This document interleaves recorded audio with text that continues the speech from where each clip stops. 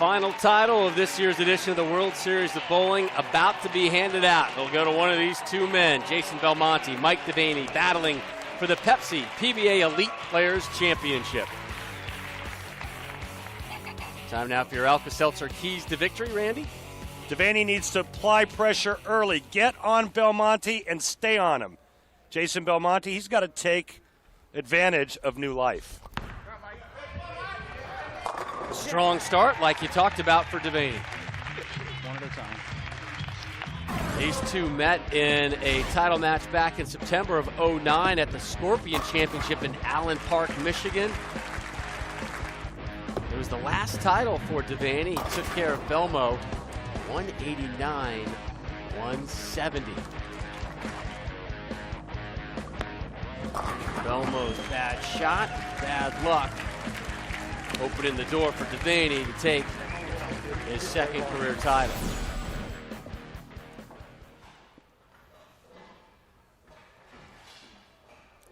Devaney with a strike in the first. Here's Jason's first effort here in our championship match.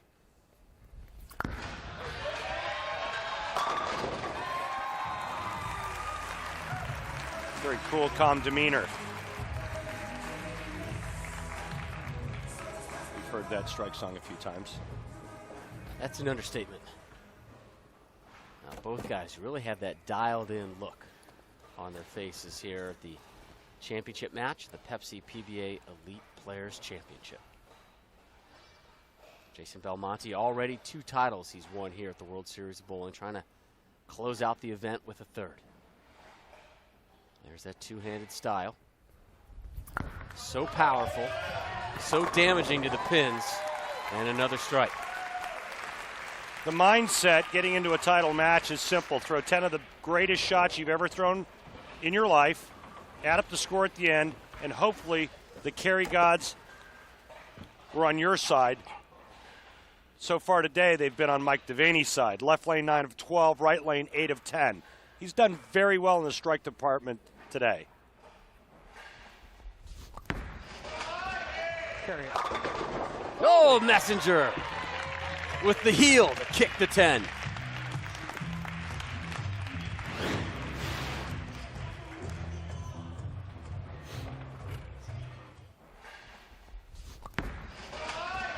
Carry out. Oh! Pretty easy to figure out he liked that one.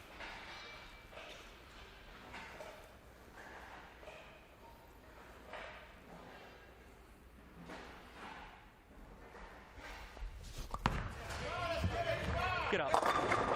3 in a row to start off the title match.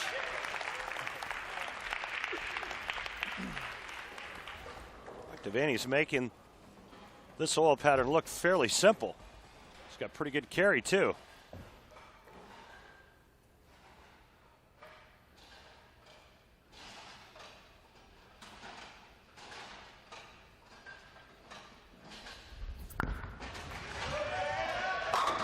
And 3 in a row for Belmo. Oh, what a start here.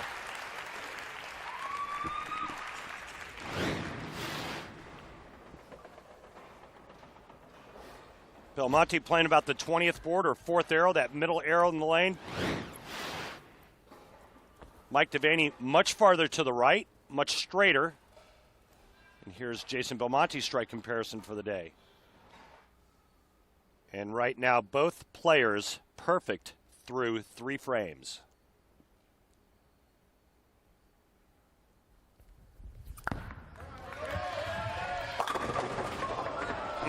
Six pin. Almost the 4-6, 4, 6, 7, 10 stood for a while. Check it out. Lots of stuff on this bowling ball going through the heart of the nose. Big 4 stood for a second. 6 pin is all that's left. There's the big 4. 7 goes first, 4 goes, the 10 goes last.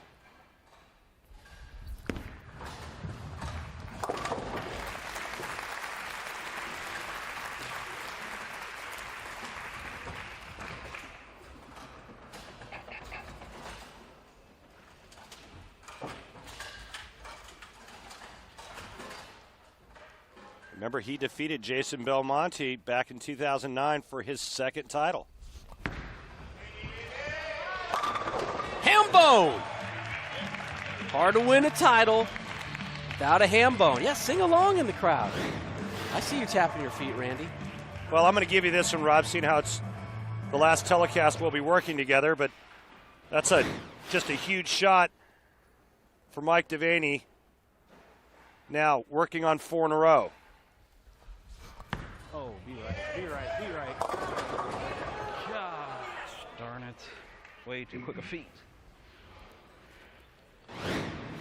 Mike Devaney gets the Fred Flintstone feet going here. A little too quick, a little too choppy, too much speed on this shot. It doesn't bite enough to get up to the 1-3.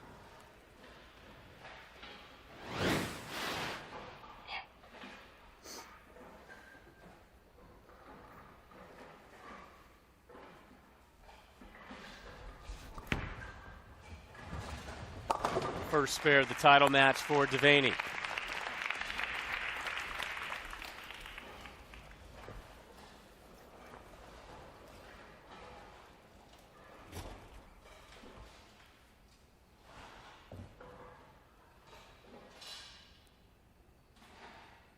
Coming off that spare in the 4th, here he is to close out the 5th.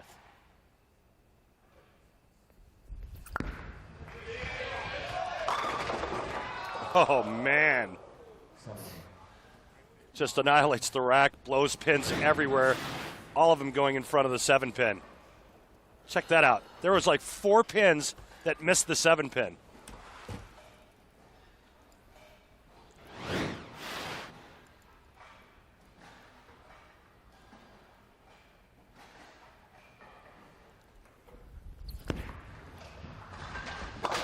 So back-to-back spares, decision time maybe for Belmo, and it is tough to make adjustments out here. I don't think there's another sport in the world where you have to make an adjustment like bowling. And that's the toughest thing, is how can you throw a perfect shot and leave a split? You know, if I hit a perfect shot in golf or tennis, it goes in, it goes where I want it to go.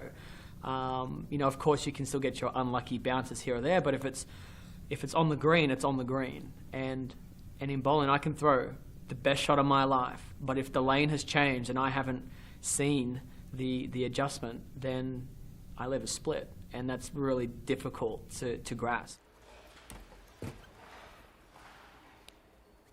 Belmonte had that 300 game on television earlier this season at the PBA World Championship during the Albee Division play. I think Mike Albee had a televised 300 game. So how apropos that it would happen in the Albee Division.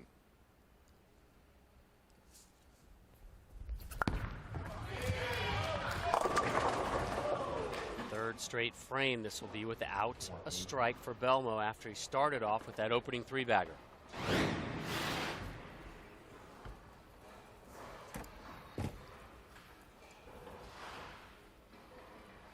Ball just never grabs enough lane. Doesn't catch enough of the head pin, leaving the 4-8 very choppable.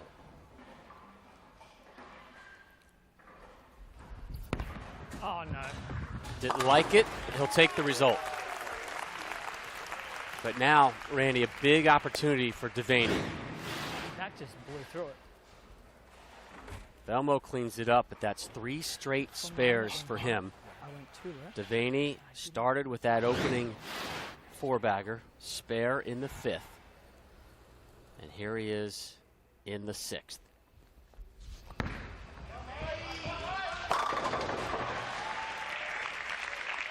Great shot. Thank you.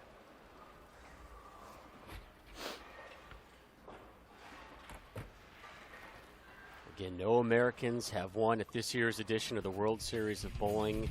In the singles competition, at least, it has been dominated by the international talent. Sean Rash had a 3 second and 3 third place finishes. A wonderful season for Rash, but it's going to be a major disappointment for him season-wise when he goes back and looks at all the opportunities he had. Devaney with an opportunity here in the 7th to distance himself from Belmo. He could have increased his lead. Instead, it's kind of a stone 9 with the 4-pin falling late.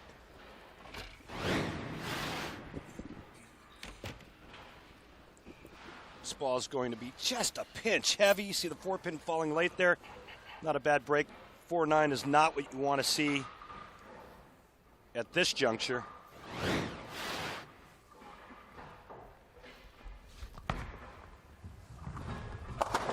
His second spare of the championship match. Lead at 13 as Jason steps up. He and his wife expecting their second child any day now. And here's his effort to close out the 7th. 3 straight spares after opening up with 3 strikes.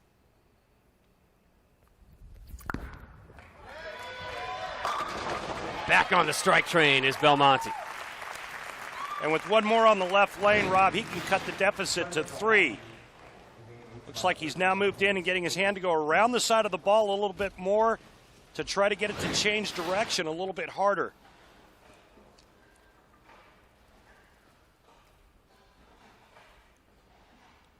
Two titles already won here at the World Series of Bowling for the Australian. Former Rookie of the Year, making a push for Player of the Year. Big strike from Belmo. Now Belmo's max is 256. Mike Devaney's max, 259. This will come down to the 10th frame, I promise you.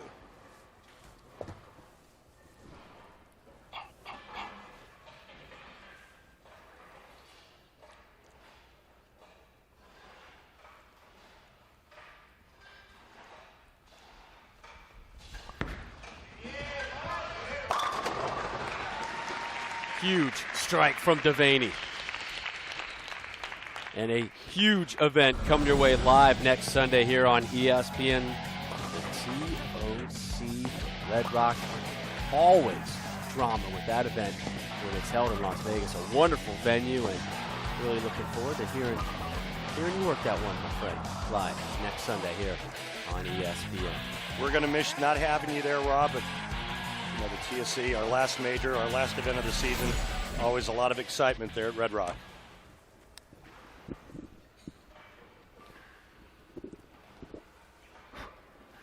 Love how they conclude the season with the major, just kind of build a little bit more importance and value to this tour.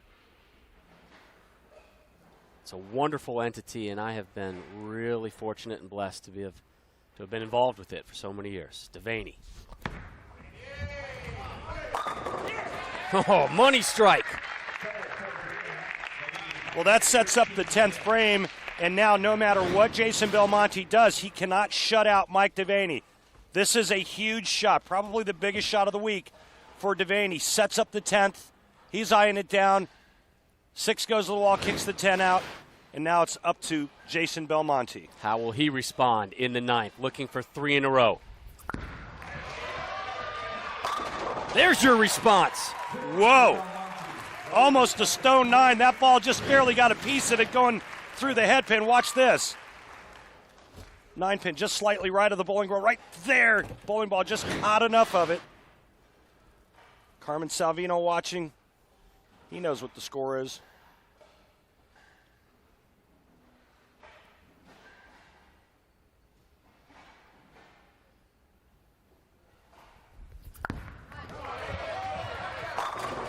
Four in a row.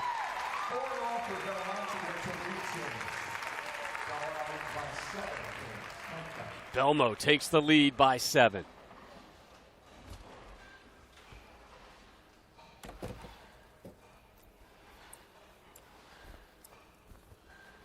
You said this is going to come down to the 10th frame. You were right, my friend. One more strike for Belmonte. He will be in the 250s. Devaney sitting. He'll know what he needs to shoot in the 10th.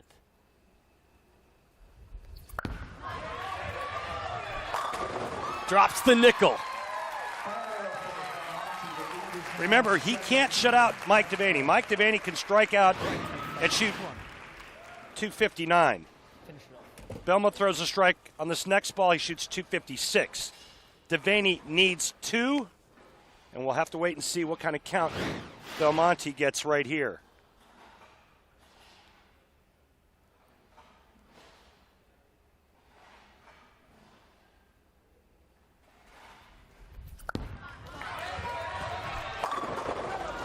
Belmo will take 9 and a 255 to his seat. Will it be enough? Mike Devaney needs a double and 7. Anything less, Jason Belmonte wins for the 3rd time at this year's World Series of Bowling.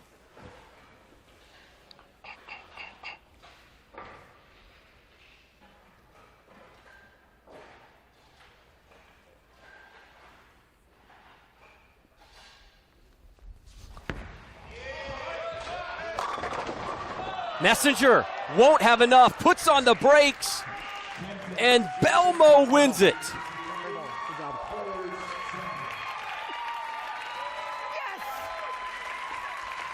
His 3rd title here at the World Series of Bowling. Jason Belmonte has a firm grasp on this sport right now.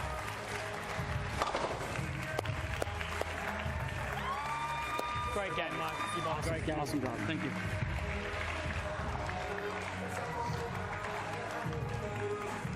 Oh, hello.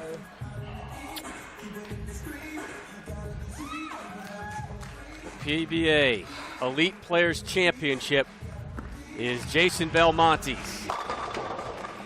Devaney closes out with a 238. He had the chance. He had the opportunity. Belmo put the pressure on him, closing out with 5 strikes and then 9 on his last shot. Coming home. 3. Oh my goodness. Devaney's effort, his first in the 10th. A strike was mandatory, and he only got 9. He made a good shot. It's just a weak 10. It's a little soft into the pocket. The messenger was coming over looking for it, but it was in front.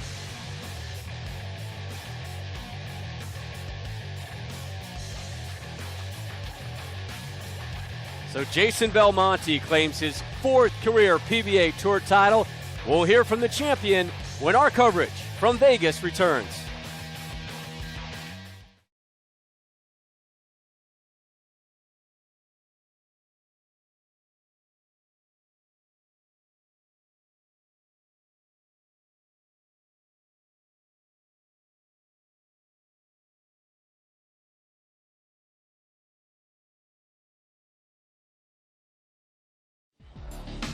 The Pepsi PBA Elite Players Championship is brought to you by Barbazol. Start your day cool with new Arctic Chill shaving cream from Barbazol. Better by Barbazol. By Rotogrip, the fastest growing bowling ball brand in the world. Rotogrip is king of them all. By Pepsi. Pepsi, the official soft drink of bowling. And by Ebonite, bowl to win. The international dominance in singles competition at this season's World Series of Bowling rolls on. Jason Belmonte, the Australian, with his 3rd. Here's how he did it, courtesy of the Geico Championship recap. Match number 1, the Hall of Famer Norm Duke, betrayed by 2 7-10 splits. His 222, not enough, eliminated. Match number 2, Mike Scroggins, the lone lefty, a 190. He was done. So Mike Devaney and Jason Belmonte were left to battle it out. Belmo, an opening 3-bagger, and then tore it up with strikes in the 7th, 8th, 9th, and 2 more in the 10th. Devaney had a chance, needed a strike, couldn't get it. And Belmo moves on with the win and the title, 255 to 238. International domination here at the World Series of Bowling in the singles competition. Koivu-Niemi, Palermo, Williams, Belmo, Barrett, Belmo, Gomez, and Belmo again. 3 times he wins here at the World Series of Bowling. And our Hall of Famer, Randy, standing by with Jason. Jason Belmonte, congratulations on capturing your 3rd title here at the World Series. You are the World Series MVP. How does it feel? Oh, mate, it feels bloody fantastic. I cannot wait to get home to my beautiful wife, my daughter, and the one on the way, and share all this excitement and overwhelming feelings with them. Why do you think you were so dominant here? Man, I've been working so hard on my game, physically, mentally. A big shout out to Ron Hoppy and Deandra Asbatti, who have really helped me with my game. I was sharp, Randy. For the first time in a long time, I felt like I was unbeatable, and that confidence it came onto the lanes today. You proved you're unbeatable. Congratulations. Enjoy. Cheers, man. I appreciate it. The Player of the Year race has suddenly gotten very interesting between the Australian Belmonte and the veteran Norm Duke, each now with 3 titles this season. Could next week's Tournament of Champions decide the outcome? Find out with us next Sunday, the TOC live here at 1 Eastern. Randall? Rob? It's been a pleasure. It's been a pleasure working with you, my friend. We're going to miss you. I'm going to miss you. We want to wish you all the best in your new endeavors, buddy. Best of luck to you and your family. We're going to miss you. I miss bowling already. This has been a presentation of ESPN, the worldwide leader in sports.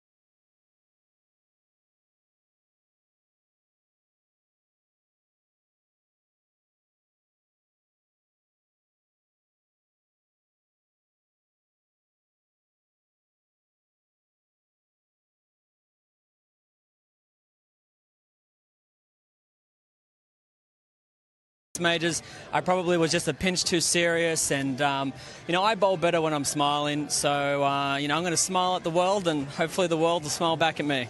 Well, good luck to you today. Cheers, hon. Jason Belmonte with a lot on his mind, despite waking up with a smile. As he said, Randy, I got to imagine that those numbers don't lie and they don't go away. Well, I mean, you still got to get in the right frame of mind. And it's hard not to let the failures in majors, it's hard not to let that creep in. Belmonte's got to find a place mentally to where that doesn't happen. He's going against a guy that's making another ball change who had probably the best look, and he's a pretty imposing figure. Seen him a lot. His runner-up finishes twice in majors. A lot opening up with a mix-a-lot. Strikes a lot. Come on. That's all right. Take it. Take it and run, baby. The tournament leader owns 5 career PBA Tour titles from Orange, New South Wales, Australia, Belmo, Jason Belmonte. New Jersey, one of the great all-time bowling regions. The fans love their bowling. They know their bowling. They're appreciative of the immense skills that are brought quite often to their bowling center here. Belmo opening his championship match against Westmallott. I watched a lot of Jason Belmonte's bowling in competition yesterday, and he was using a very aggressive piece of equipment, going relatively straight for him, even with that extremely high rev rate. Not an easy pickup. They call it double wood, as I've come to learn here on tour. One pin stacked behind another. Uh-oh. He got it. And he's happy about it. Looks like he's trying to get as comfortable as possible, as quickly as possible. As you see, Jason Belmonte going undefeated in match play. He's not lost a single match, but those are 3-game matches. This is a 1-game match. Jason Belmonte still sporting that usual look. The facial fescue looks like it's cut down just a little bit for today's telecast. Two-handed style and delivery of the most powerful man on the tour. Jason solved that left lane early. You notice that he did make Malott start on that left lane, and we've talked about it the last couple of matches. The left lane is definitely suspect, and Jason Belmonte is the higher seed, so he gets choice of starting lane, and he put Malott right back on that left lane. We will have a brand new PBA major champion at the end of this match. Neither of these pros have yet won a major in their career.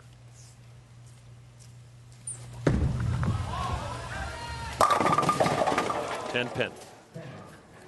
Gotta let your hand roll around it if you want it to continue, baby. Come on. So what Westmallott means by that is that ball hit flat, leaving the flat 10. Watch this ball enter the pins. 6-pin goes to the sidewall and just lays there kind of dead on arrival. What Malott was referring to was he has to get his hand around the side of the bowling ball more to get it to finish harder in the back part of the lane. Spare conversion for Westmallott. Come on. Extra Frame, the PBA's online video subscription service, now available as an app for your mobile device. Check out Extra Frame on your iPad, iPhone, or Android. Extra Frame features live streaming from all PBA Tour events and select PBA 50 and PBA regional events. Don't miss any of the action. Head to PBA.com. Click on the Extra Frame banner ad for more info. That's a better shot. That's a better result. Boy, and you see the way the 6-pin snapped the 10 out like that. Malott called it right out of his hand, and this is just beautiful pin carry and pin reaction. Anytime a right-hander sees the 6-pin go to the sidewall and snap the 10 out like that, that's a great sign. Even match now. Belmo working on a strike. He doubles up.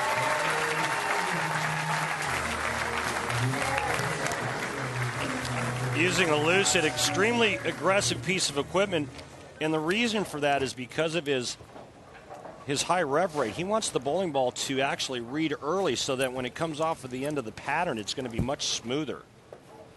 He also accompanies that by throwing it at a very high rate of speed. Belmo with 9 TV finals appearances last season, 8 singles, 1 double. Fifth year on tour. The crowd, if it's not Parker Bone III, they love to see this two-handed bowler. The one thing about watching Jason Belmonte that's extremely impressive to me is that I think he has the highest carry percentage of any player on the tour, meaning that when his bowling ball hits the pocket, it strikes more often than anybody else on the professional bowlers tour. And when you ask some of the players, they'll even tell you it's somewhere close to the 80% range. Which has made him the scoring average leader so far in the season, as Malott answers with a strike of his own. 3 in a row for Belmo, 2 in a row for Malott.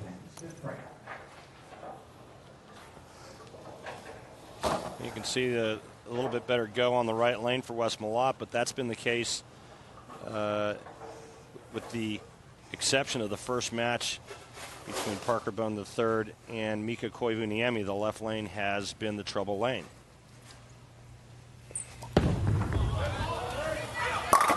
Left lane trouble, no more.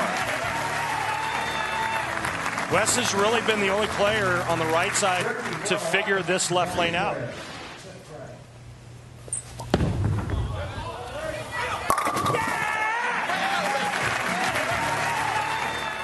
The primal scream from the Texan. Primal. He's getting medieval and primal right now.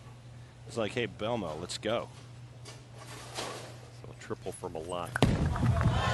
Belmo working on a 3-bagger of his own. Can he get the kick? No. And just when I was talking about how great his carry was, he gets a bad break there with the messenger. But you watch the two-handed styles and the two-handed players. Jason Belmonte by far has the best touch of any player I've ever seen throw it with 2 hands. Oh. He can do lots of things to the bowling ball. He can tilt that rotation. He can throw it. He can throw it fast. He can throw it straight. He can hook it. But I think the one advantage that he has over the other two-handers is he's really good at throwing it slower. So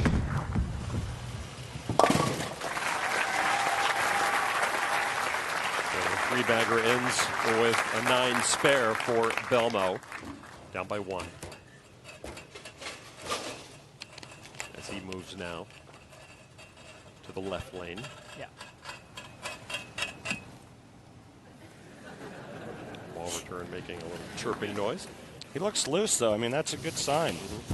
It's a 1-pin match. He threw a great shot there. Looks like he's figured the pair out. Now all he has to do is make shots. The key for him is slowing down, doing the right thing.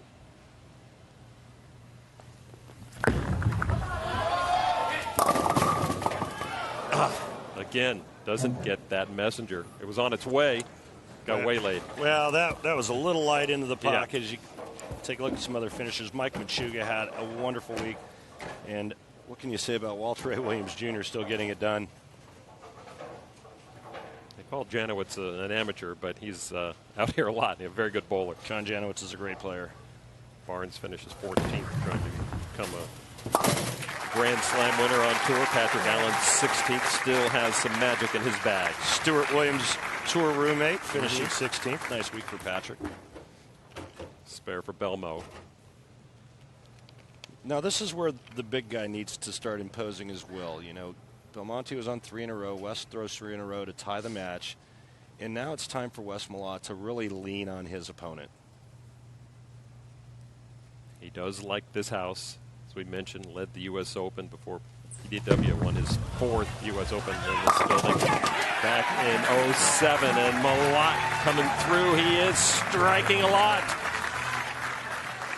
He's keeping his composure, not getting too excited. He's got to stay in the moment. Lots of bowling left.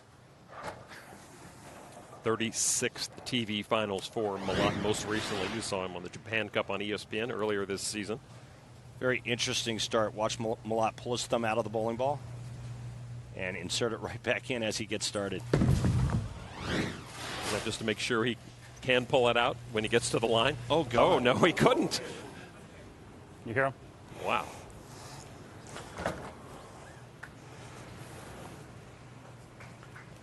Okay. Time for a little repair.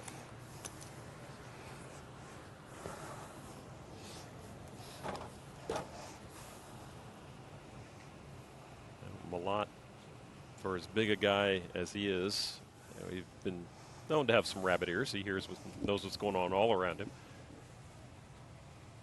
And you just got done saying how that was so he could get his thumb out of the ball.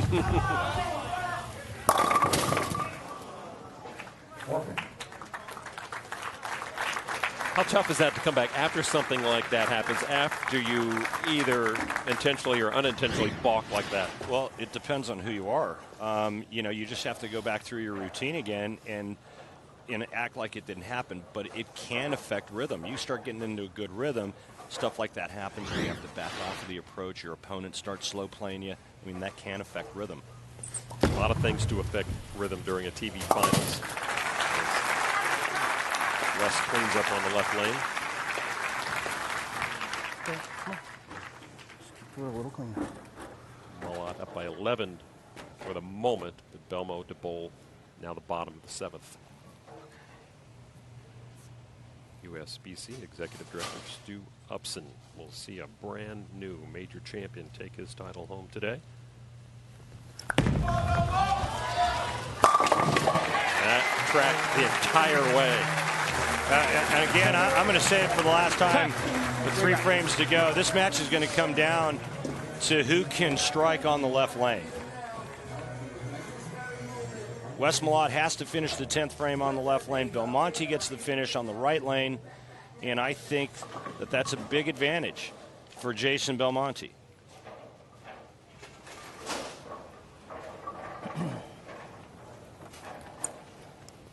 As the top seed in stepladder finals, Belmo is winless. Let me rephrase that. Belmonte gets the finish on the left lane.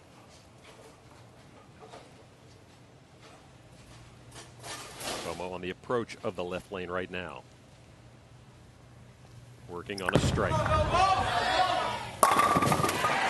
A double for Belmo in search of his first major title.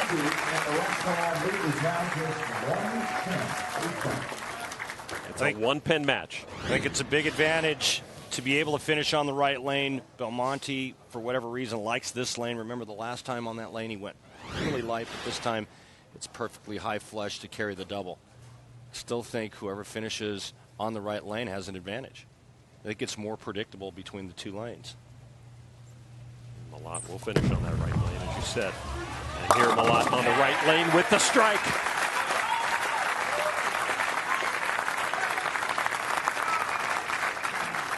So strikes for both in the 8th. Belmo working on a double. What a match we have here. It's been a wonderfully competed stepladder for this USBC Masters Major. If Malott strikes in this frame, I think he wins. 9th frame for Wes Malott. Can he bring the strike? Yes, he can! What a great shot. I mean, absolute phenomenal shot. Now he gets to finish on the right lane. He knows what the right lane's doing. The hook is more predictable on that lane. This one he actually lets go of. It's cleaner off his hand. It feeds to the right, pushes just a little bit, and ends up high flush. Now Wes Malott will wait. What will Belmo bring to the right side? He brings them all down is what he does. Does Malott make an adjustment in the 10th frame. Does he move in just a little bit because of the rev rate of Belmonte's bowling ball going down that lane? I know he just went flush on that lane. Is he questioning whether or not he should move now to keep from going high? Belmonte can go to the sheet, go to the wall for 258. Wes Malott can strike out to shoot 259. A match worthy of a major championship.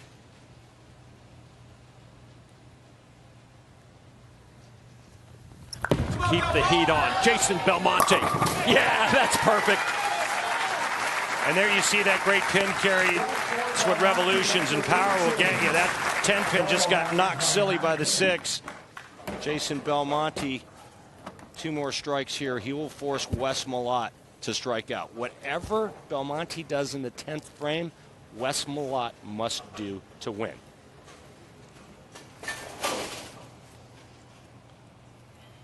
Second ball, 10th frame for Belmo. Saw a smile on his face. That was a key ball for him, that first of 3 here in the 10th. Can he strike again? Can he get the kick? Yes, he does! That is the Belmonte pin carry. This is what the two-handed style can do for you in terms of pin carry. Watch the head pin come off the sidewall and just disintegrate the 10.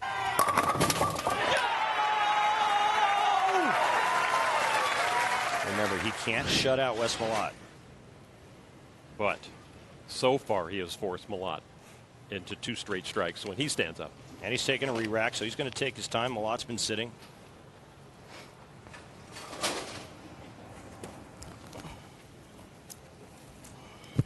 Boy, the look of determination on Jason Belmonte's face.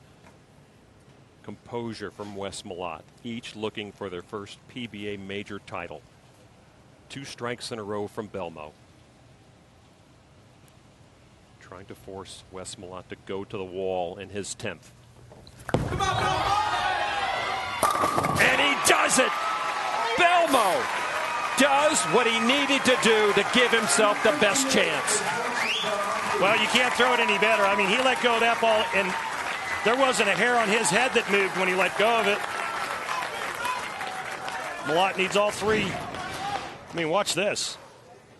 For the money, you can't throw it any better. Absolutely perfect. He might not win, but that could be a breakthrough moment for Jason Belmonte. Malott needs to strike out to win by a pin.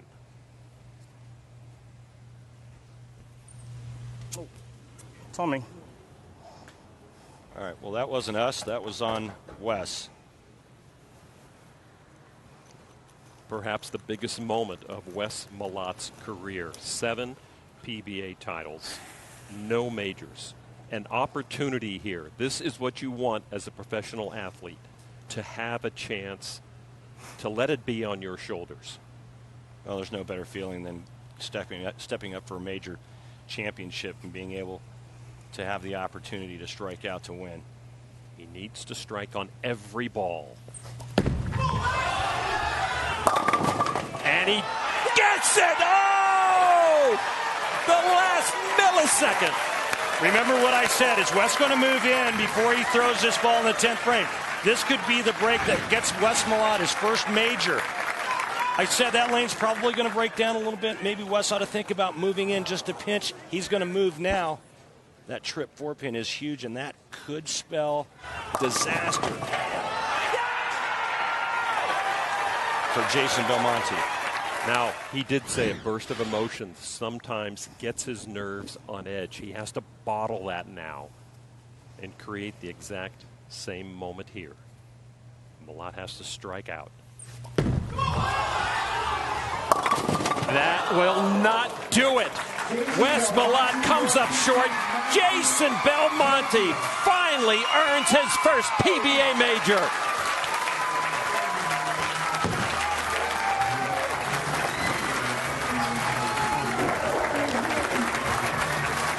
A disconsolate Wes Malott takes his leave. Jason Belmonte takes his trophy. Better add his name to the top of the list for Player of the Year as well with Scott Norton. The best company in the world. Storm. Belmonte Belmo has finally done it. And we will hear from our newest major champion when we come back. Thank you, everybody! Woo! Thank you!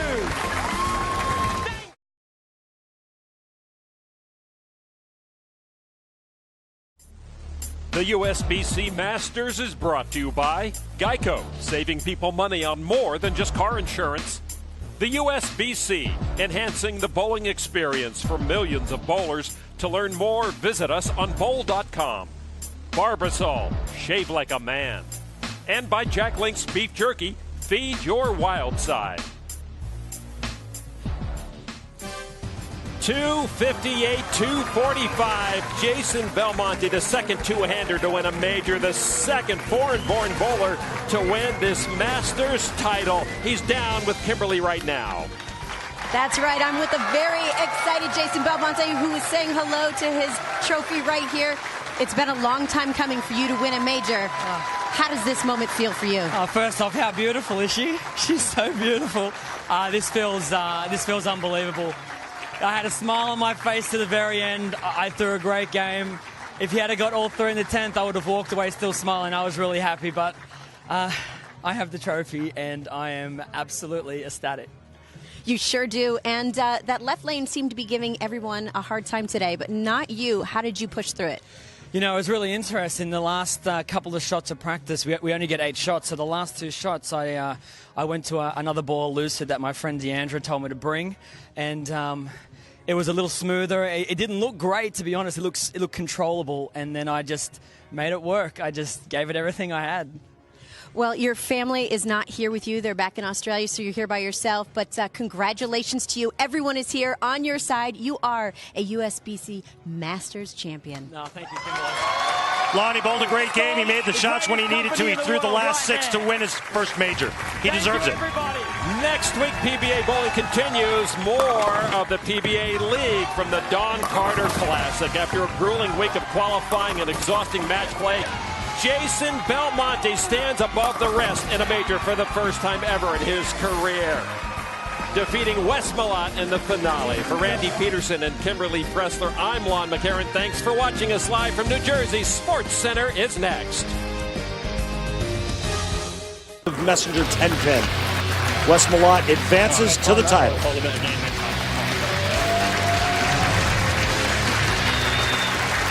Title match uninterrupted. Handshake between the reigning PBA Player of the Year, Jason Belmonte, and tournament leader and former Player of the Year, Wes Malott, 9-time titleist, looking for his 10th career and 2nd overall major. 10 frames to determine a champion among champions. Top seed indicates that Malott opens this match on the left lane. And he does so with a strike. And a ball change. Wes Malott's going to finish the match on the right lane, the lane that curves the most out of the 2 lanes. Jason Belmonte is going to finish first, and he'll finish on the left lane. Here he is, the brand new Chris Schenkel PBA Player of the Year, as voted by the membership of the Professional Bowlers Association, the Australian two-hander, Jason Belmonte. Opening shot, title match.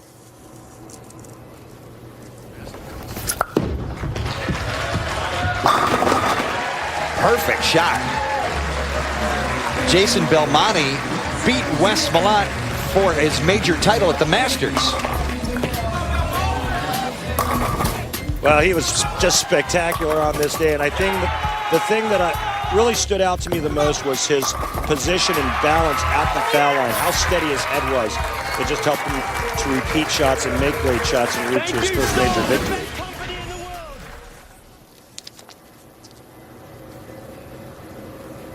Belmonte working on the strike now, 2nd frame.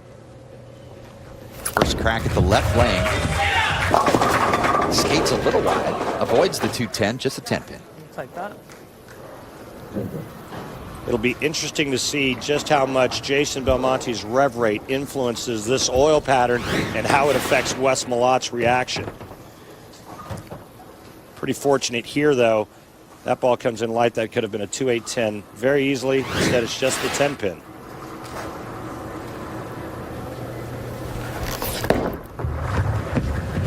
Same style for Belmonte, cross lane at the 10-pin. His spare game has actually improved quite a bit over the last 5 years. Yeah, he still doesn't use his thumb when he's throwing his spare ball, but he does use a plastic ball, kind of end-over-end roll. Doesn't hook a whole lot, so it's definitely one of the things that he works diligently on. You can't be a top-notch player out here without having a great spare game. You see the comparison for Wes Malott. 10 strikes out of 14 on the left, not so good on the right.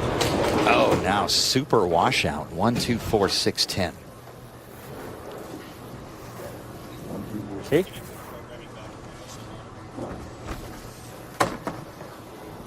He makes the ball change. It works on the left lane, and on the right lane where there's more friction, this ball never hooks. That's a 5-count super washout. 1, 2, 4, 6, 10.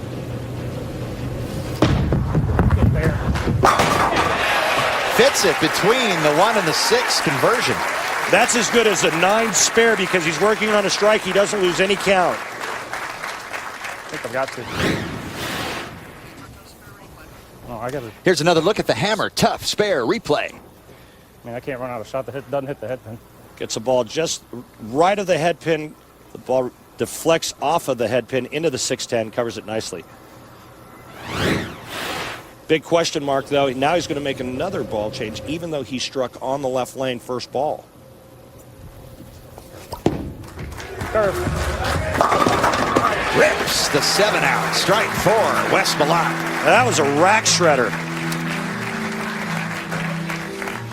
I mean, this is a great heavyweight fight. I mean, Wes Malott is going back and forth with bowling balls, and we're only in frame 3. That ball just throwing pins around like they were made out of balsa wood.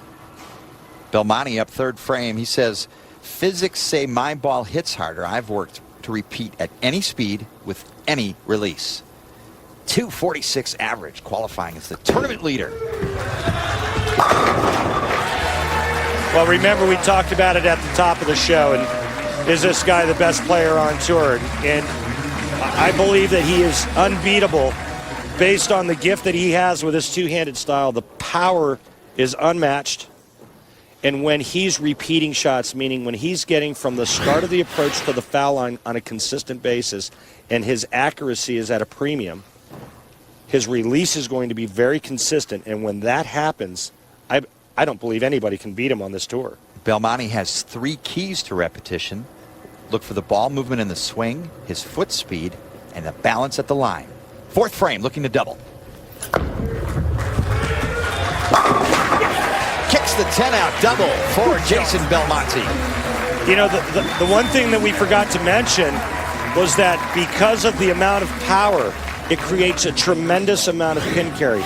He's got the highest striking percentage on tour.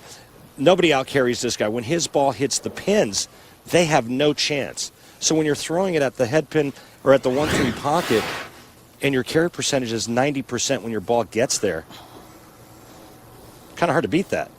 In fact, Jason said he felt he only threw 15 bad shots in his 49 games at the T of C. Wes Malott also looking to double.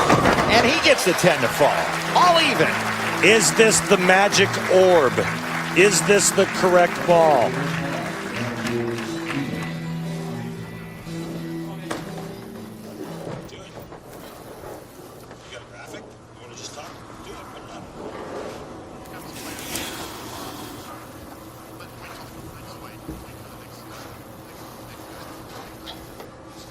Each player's mirrored the scoreboard. Strike, spare, double. Wes Malott will be the first to operate. 5th frame. Oh. Whenever you hear a player say or yell push, push, that means they've gotten the ball inside of target and they're hoping that the ball can straighten itself out and not go high. That's exactly what this ball did. You see how it kind of rolled out and stopped right before it got to the 1-3, but the ball still went by the 9-pin.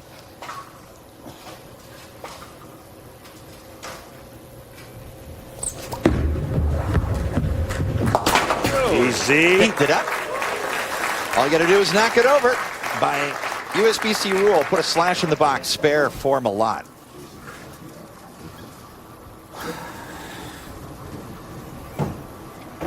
Jason Belmonte, he says he strives to dominate. I want to leave a legacy like Mark Roth did. I want to be in that class.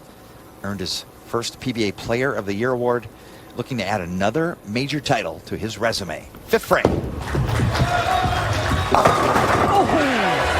This guy's been dominating the majors as of late. 7 out of the last 8 telecasts he's been on. Finished second at this, or last year's U.S. Open. As you take a look at his arsenal, throwing an uproar. Led this tournament by a ton. Led the U.S. Open by a ton. Won the Masters. Lost to Pete Weber at the Tournament of Champions last year. Like I said, when this guy gets it going, and when he's in full stride, this guy is unbeatable. The only chance you have is beating this guy in a one-game match, but over 49 games, forget it. Fourth pin. Good shot. The one key that Jason Belmonte did tell me that he had to maintain was the proper ball speed. His tendency is to get fast and overthrow it, which is very common with a two-handed bowler. Their feet have to get moving so fast to create ball speed. Sometimes he can overcook it. That was interesting.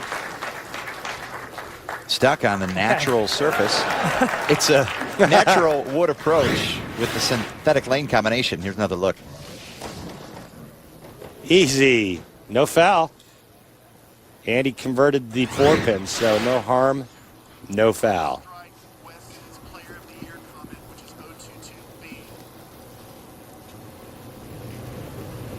Six frame title match. Malott trails by 10 pins on the spare. Solid in the pocket. Malott with an X.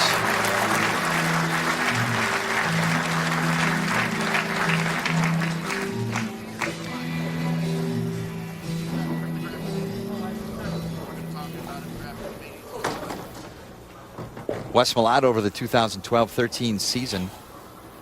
2 titles, ranked him tied for second. 228 average for the season. Finished 4th in Player of the Year voting. Needs to get back on the strike train. 10 pin. Again, it's the left lane. Wesley, come on. Believe in it.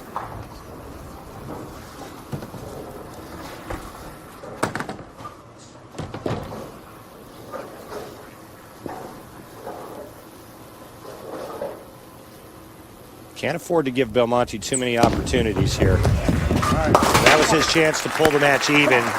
Didn't make a very good shot there leaving the 10 pin. It was a soft 10. Remember, last time on that lane, it was a stone 9.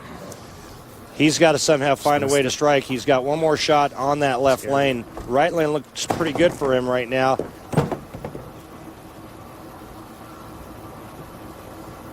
Belmonte taking lots of time. This guy been in the pocket every shot. 10 pin in the second, 4 pin in the 6th.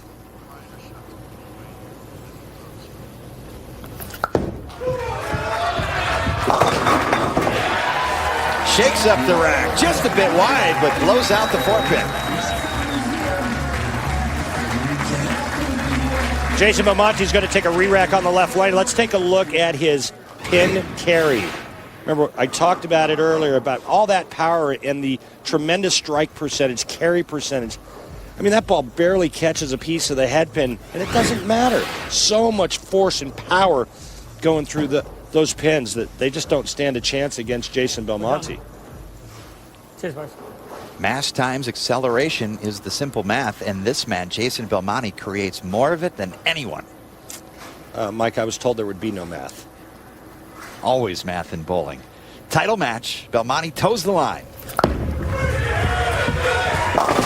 Look out. Oh, almost Wow. a 2-8-10, just a 10.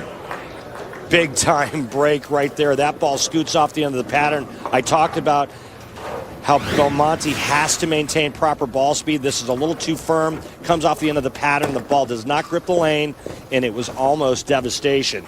Huge break, tripping up the 2-8 late. Huge.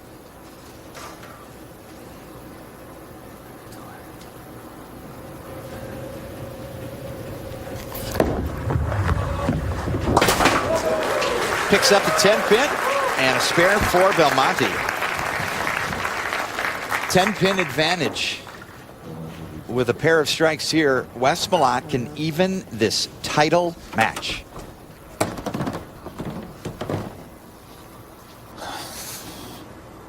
I'd like to thank Tom Strobel, owner here at Thunderbolt Lanes, his great support of the PBA over the years, the original host of the World Series of Bowling back in 2009, hosting regional events. Big thanks to Tom and his staff.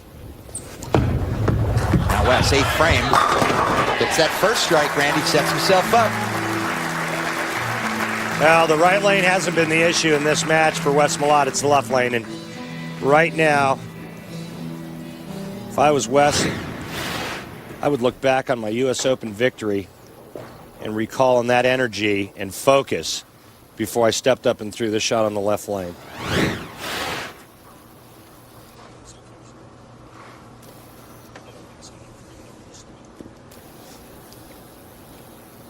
Max score for Malott, 239. Max score for Belmonte, 239. Strike, and we are even. May have been the biggest shot of the week for Wes Malott right there. We'll have to wait and see what happens in the 10th frame, but he sure set himself up. Now, no matter what Jason Belmonte does, 9th and 10th frame, he cannot be shut out. What a great touch he put on this shot. Comes in and swishes the rack, and look at that react. He knows the score. Now Belmonte up, foundation frame, working on the spare. Same Max, 239. 8 strikes, and we have the possibility of a tie. A little softer speed, the ball checked up off the end of the pattern and finished flush. Got to be very careful with this next shot. I'm still curious as to why he chose to finish on this left lane. Maybe he wanted Malott to sit and wait. Who knows? Maybe he really likes his reaction on that left lane and hasn't made the shots necessary. The last 2 times on the left lane, he went high for a 4-pin. The last shot on the left lane, almost disaster, tripping out the 2-8, only leaving the 10.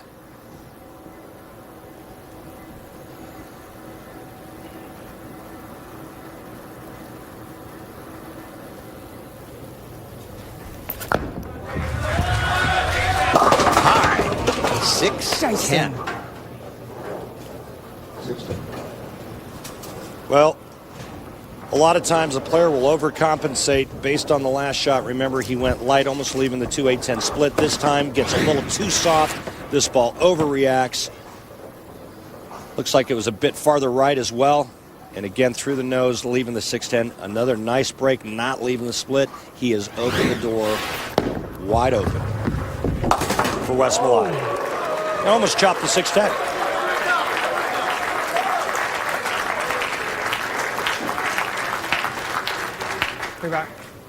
He's going to take a re-rack. He's going to let Malott sit a bit. With a strike here, he will force Wes Malott to strike on the first ball in the 10th frame to win. If Wes doesn't, Belmonte can still win. The strike here is 219. 9-2-18. We have a possibility of a tie. Get this one.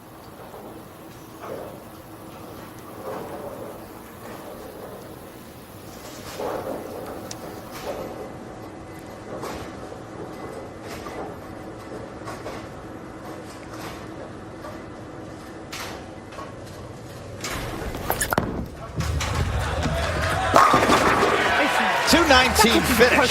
First frame.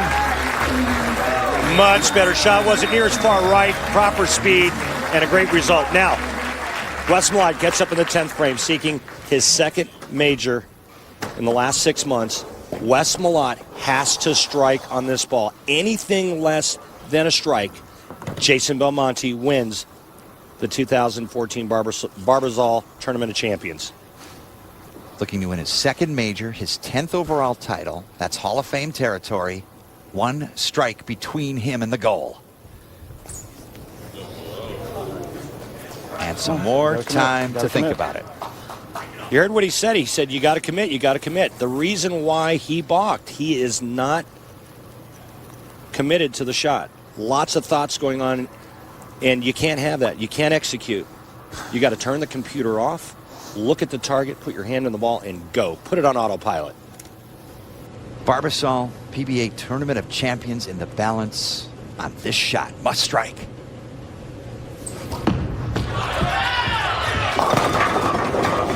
Jason Belmonte is the winner of the Barbasol PBA Tournament of Champions. I can promise you Wes Malott did not throw that good. And it's unfortunate. He balked before he got it and threw it. Don't know what his commitment level was, but it was a poorly thrown shot. And Jason Belmonte wins sitting on the bench. Second major, 8th overall title. Just earned PBA Player of the Year honors. And now Jason Belmonte, with the big lead in the tournament, will take home the trophy.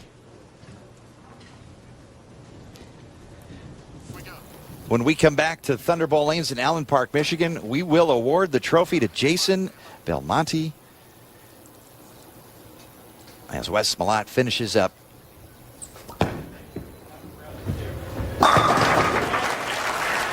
Disappointment for Wes. The match was his, but Belmonte prevails.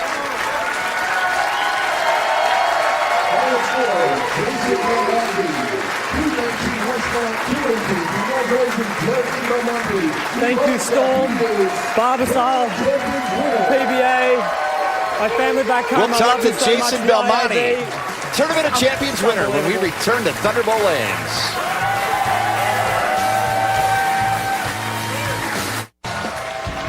Jason Belmonte, 219 to 218, the final in the 2014 Barbasol PBA Tournament of Champions, and it came down to this 10th frame.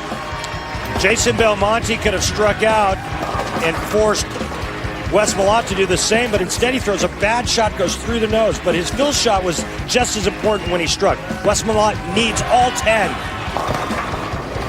Poor shot, gets 9, loses by 1. Wes Malott had it in his hands and it slipped through his fingers. Kimberly Pressler is standing by with Jason Belmonte. Kimberly. Jason, it came right down to the wire. What was going through your mind while you had to sit there and watch Wes in that last frame? Look, I thought he was lucky that entire game, and he outbowled me. And I was... Congrats, mate.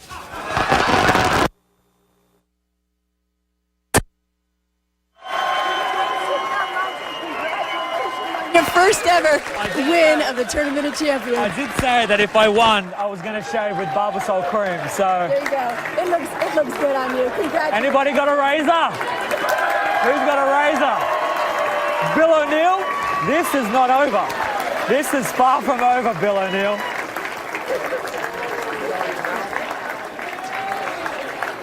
Congratulations, Jason Belmonte. He earned that shave.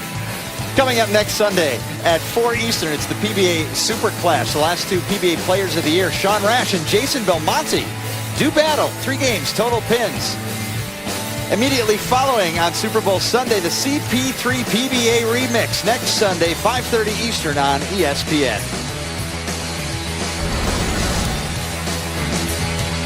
4 major titleists and Dan McClellan did battle. Wes Malott had potential victory in his hands, and Jason Belmonte is your Barbasol PBA Tournament of Champions winner. For Randy Peterson and Kimberly Pressler, this is Mike Jakubowski. Congratulations to Jason Belmonte. Championship match coming up next in the USBC Masters, 10 frames uninterrupted. Join us next.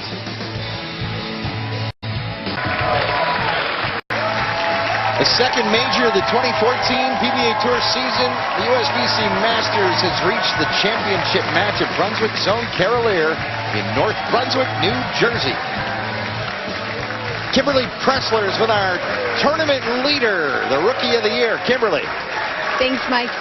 EJ, this is your first major. You're the #1 seed. You're going up against the reigning Player of the Year, and yet you seem unfazed by it all. How is it that you're just staying so cool under all this pressure? It's just, it's just what you have to do. I'm on a big stage, and I'm just going to go out there and do the best I can and perform the best I can, and hopefully I come out on top. Is that why you elected to go first today? I like to go first because of the way the lanes were playing. All right, well, good luck to you. Thank you. Back to the booth. 21-year-old E.J. Tackett. And here are majors as a first career title. Notable players, Hall of Famer Mike Albee, Hall of Famer Dave Husted, Del Ballard Jr., Doug Kent, and Mika Koivuniemi. Kent and Koivuniemi winning their first career titles in majors right here at the Masters. Obviously, E.J. Tackett likes the right lane a lot better than the left lane, and he chose to start this match, which means he finishes this match on the right lane. Something that we can watch throughout this match. Belmonte's going to take to the air. That's another thing to watch for. And what I mean by that is he's going to start lofting the ball and getting some airtime to keep the ball from hooking. Exciting championship match at the Masters coming your way right now.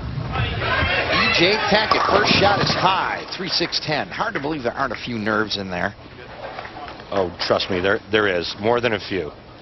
Talked to him yesterday. He said, my insights didn't feel good the last time I bowled on TV. It may not look like it to you, but I watched, and I could tell. Hard not to have some nerves. Let me tell you, right now, the insides feel like they want to be on the outside.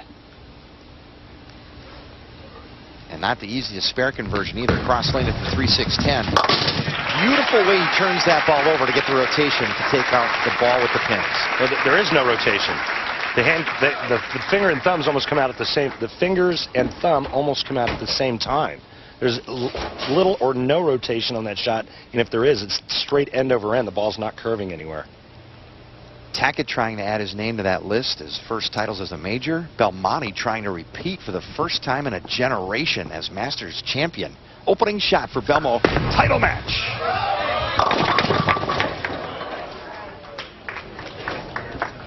And a 10-pin. Now watch this. This ball is going to get launched at about 11 feet out onto the lane, trying to delay hook. Ball can't curve if it's in the air, and that's what he's counting on, although that shot there didn't curve enough and get up to the pocket. He goes light, luckily tripping out the 2.8.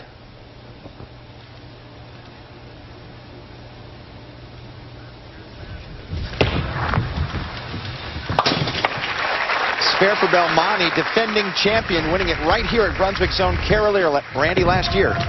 Yeah, well, he stretched to put all the pressure on Wes Malott. This is the conclusion to his 10th frame that forced Malott to get up and double in the 10th. Malott got the first one, and then here's the next one he needed to win, and goes through the nose, and the victory was Belmonte's. Thank you, Storm, the best company in the world. Winner last year, chance to defend his title, hasn't been done in decades. Belmonte can do it if he wins. Second frame. Backs the pocket. Strike. Nice shot there by Belmo. Again, we're going to show you the loft here coming right at you. Look at that. Remember, there's no thumb in that bowling ball. He does that with the palm of his hand, his fingers, and his left hand at the same time. Think it's easy, folks? Go home and try it after the telecast.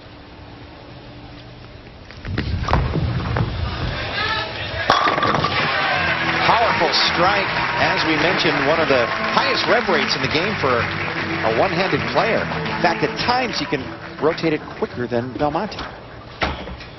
Now, there's a little slingshot effect going on with him, his wrist and his elbow, and he just times it up beautifully, gets his legs underneath him, and then just snaps on it at the bottom of the swing.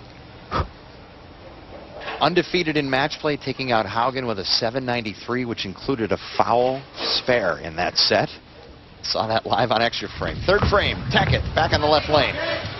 Better shot, doesn't mix out the 4. That's the one he needed, though. He wanted to see a ball that would actually, where he could miss a little bit to the right and have it hook back to the pocket, and it doesn't. Remember the first shot on that lane, he went high.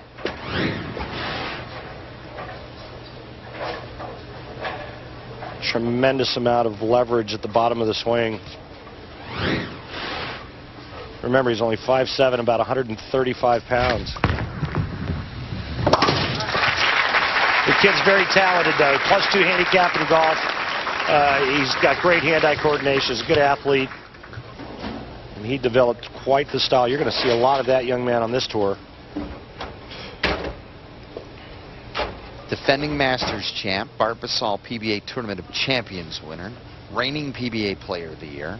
The accolades keep piling up along with the strikes. Third frame. Slaps the 10 out. He's making better shots now, too. Right.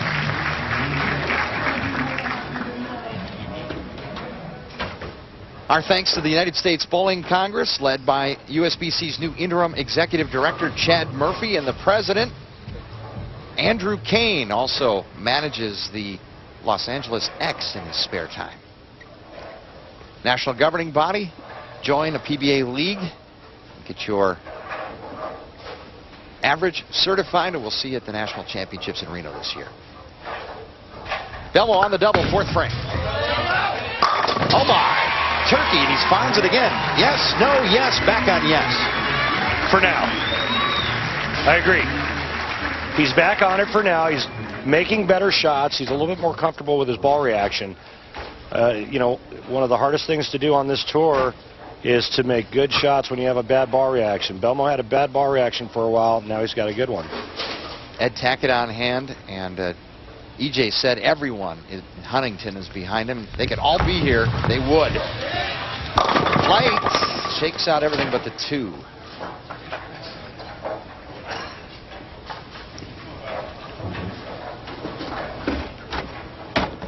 Not sure why his ball isn't curving when it gets down lane off the end of the pattern, especially with his rev rate. Looked to me like that shot was just too far to the right.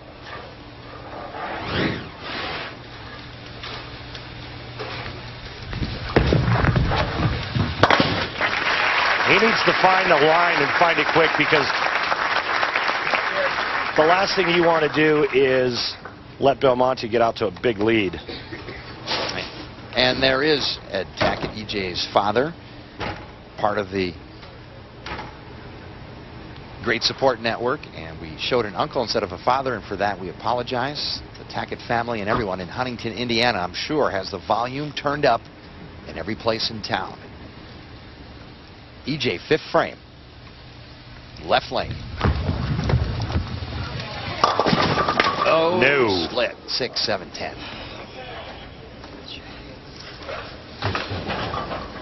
Not what he was looking for, but that's what happens when you get a couple of shots that go light. The overcompensation takes over. EJ right through the nose, pays the price. 6, 7, 10. This might be a point in the game where you're thinking about making this.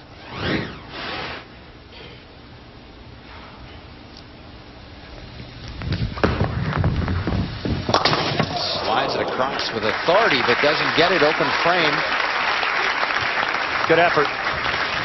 Now, Belmonte, known for this, when he's got a big lead and he gets an opening from his opponent, he just basically puts the pedal to the metal.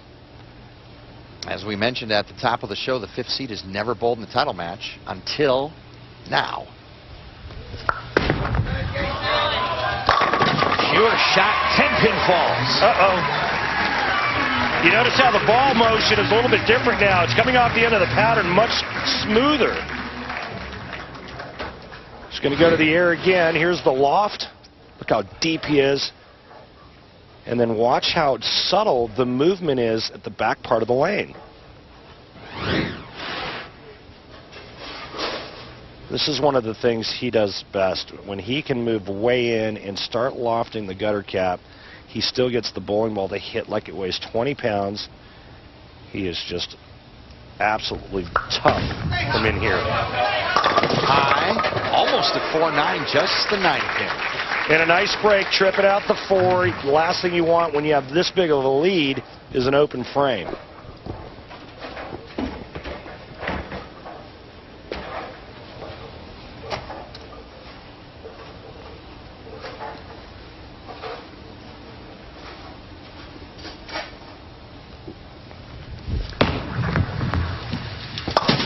The Belmonte picks up the single pin. He's got a 44-pin advantage. Title match at the USBC Masters. E.J. Tackett has 5 frames to work in this title match. He talks about his footwork, Randy. He says he has a tendency at times to get fast with the footwork. As do we all. So he tries to take a couple of extra seconds and tries not to rush, staying mentally prepared for each shot. 6th frame. Light and a 2-stance. He got it to that same spot again, and it never hooked. You're talking about his fast feet, Mike. You know, it's one of the ways that he generates ball speed.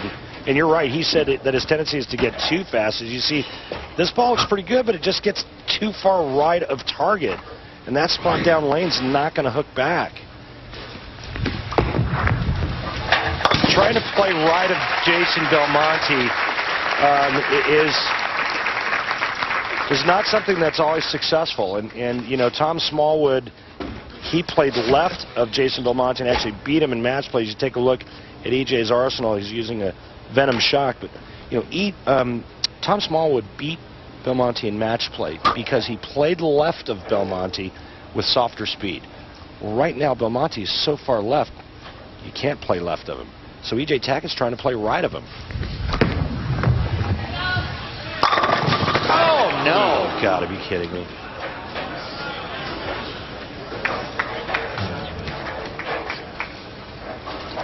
On this shot here, E.J. looks like he gets his hand more around the side of the bowling ball at release. And there you see it. This ball has more side rotation, so then when it gets to that spot down the lane, it actually hooks off of it. Unfortunately, it's a horrible break, leaving the stone 7.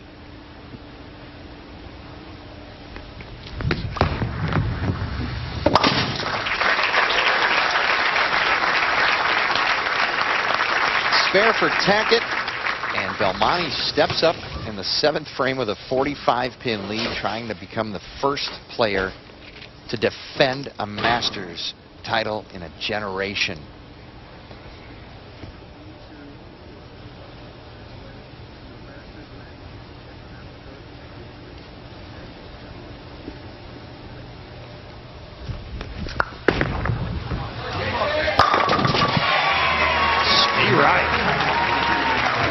Jason Belmonte talking about his place in history.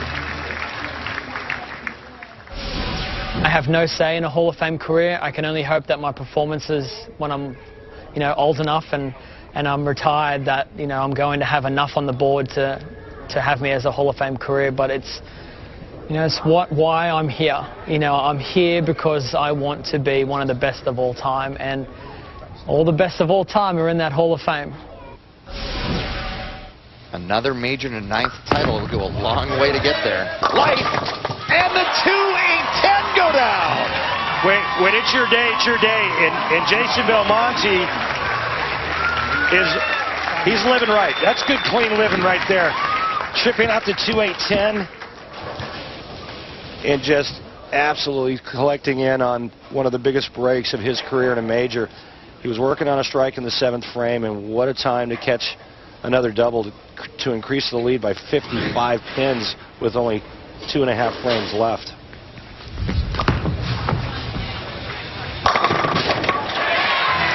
Messenger's out the 10 pin.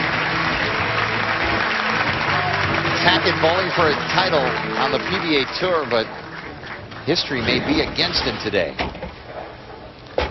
There's that power of E.J. Tackett, just slinging wood. Maybe not quite as fast as Belmonte, but his speed's a little bit softer as well. This kid's got a bright future. I really enjoy watching E.J. Tackett bowl. He is a max score right now if he strikes out of 214. Belmonte's already in the 230s. Comes out of the youth and collegiate bowling programs. Talented player. Double, fun to watch, fun to talk to. Loves the game. He'll chalk this up to experience and download it into that computer sitting on top of his shoulders. Next time he comes back onto the telecast, I guarantee it'll be a different ball game. I'm not saying he'll win, I'm just saying he'll be much more prepared. Going for back-to-back titles, back-to-back majors, the PBA Player of the Year, and the Foundation 9th. Uh-oh. And the big four. Hang on a minute. That lane. It's not over yet. Not over yet. If he gets 2 here, he'll have 2:01 in the 9th frame. He would need a mark.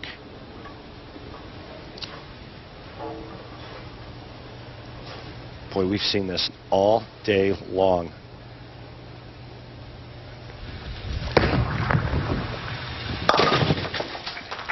Honestly, I'm surprised he didn't make that. All right, he needs a mark, any kind of mark.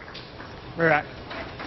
He'll take his time, take a re-rack. Kirk von Kruger grants it. The PBA Deputy Commissioner and Tournament Director working side by side with Eric Pearson, Tournament Director for the Masters. E.J. Tackett, the best he can shoot is 214. Jason Belmonte will finish first. The magic number is 215. And Belmonte will add to a potential Hall of Fame resume. Defend his Masters title, go back-to-back in the majors, including the Tournament of Champions. He needs to fill 14 pins in this frame. If he opens, E.J. Tackett can strike out and win.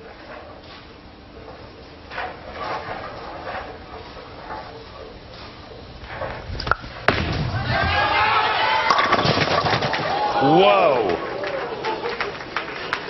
That one got a little extra airtime, a little extra hand, and the 10-pin fell extremely late. That was very close. This has been some of the most interesting matches in a major I've ever seen.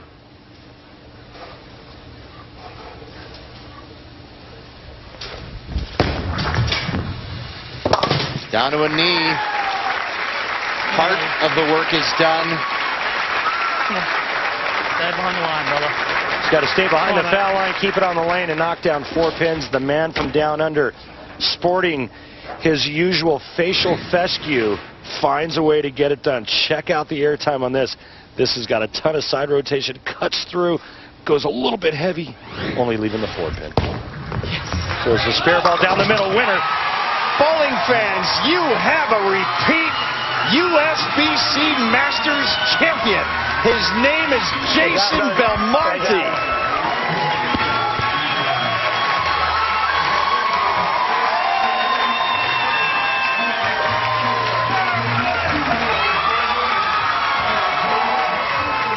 If I can just win that first match, I have a chance to run the stepladder. Thank you. Thank you, Storm. Turbo Dexter. My beautiful family back home. Making it worth it. Jason Belmonte, back-to-back majors, back-to-back Masters champions. We'll talk to him live next. The USBC Masters is brought to you by Ebonite. Bowl it forward. By HotelPlanner.com, the best place to book hotel rooms. Best rooms, best rate, guaranteed. By Geico, saving people money on more than just car insurance. And by Radical Bowling Technologies. Wow, that's radical.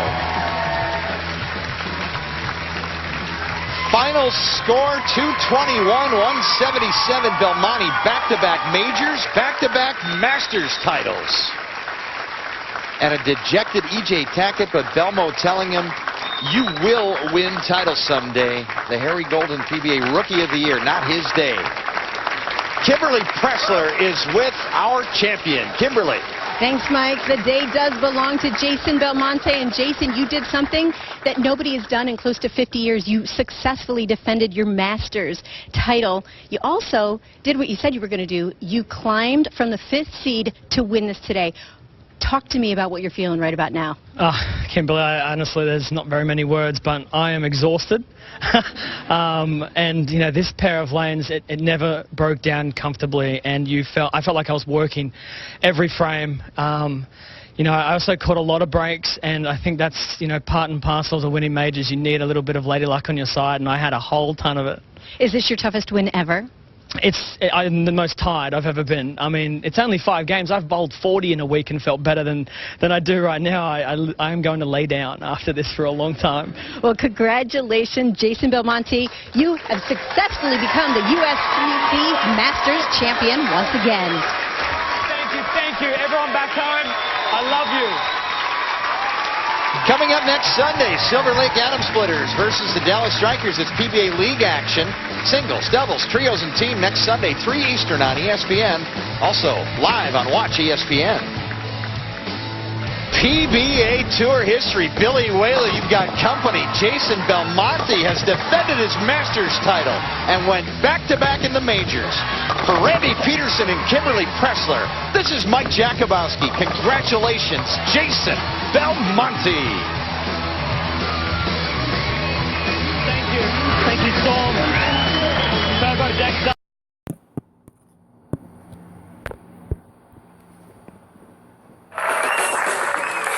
The 2015 USBC Masters stepladder final at Schwaben Bowling Alley, south of Green Bay, Wisconsin. Mike Jakubowski with PBA Hall of Famer Randy Peterson and Kimberly Pressler. Hey, Mike.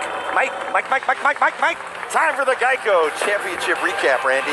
Match number 1, Martin Larson, just a horrible break in a really tight match. 8th frame, floor 7-10. Weber, well, he needs a double in 8. He gets up, and he gets all 3 in the 10th.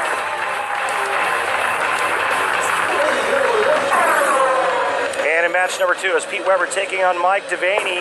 Weber starts with a 3-bagger and then converts the 2-4-7-10 to maintain his lead. Gets up, throws a nice strike there in the 9th frame, and that was pretty much all she wrote. And then in the match, we just saw Jason Belmonte can strike out from the 9th frame on. He gets the first 2 in the 10th. He needs this one to shut out Weber, leaves the 10 pin, setting the stage. Weber needs all 3 to tie. First ball, through the nose, game, set, match. Jason Belmonte advances to the championship match, and Kimberly Pressler is laneside with the amateur. Thanks, Mike. AJ, in your wildest dreams, did you ever think the first time that you competed on national television you'd be the #1 seed and going for a major? It's an absolute dream of mine. It's completely unreal. This week has been unreal, and just going to take it one shot at a time and hope for the best. Well, how are your nerves right now? They feel great. I'm bowling for a title, and I only got to bowl 1 game, so hopefully the best happens.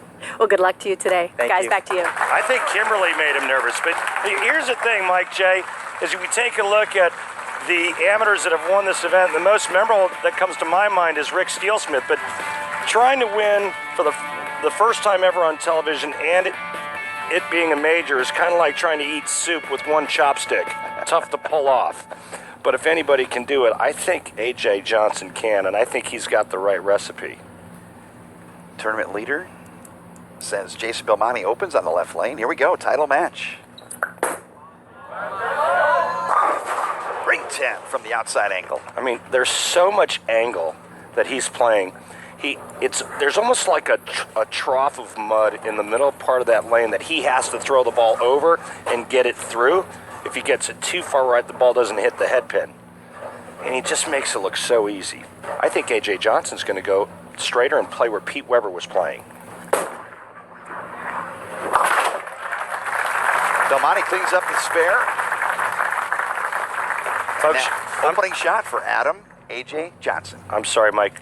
Folks, you're in for a real treat. This is a great young man, nice kid. I've known A.J. since he was about 17. But watch this kid throw it. He is a great talent. Has taken advantage of opportunities USBC provides as a member of Junior Team USA and Team USA. Opening shot. Skates wide. This is the head pin, 1-2-4-8. And that's just pure nerves right there.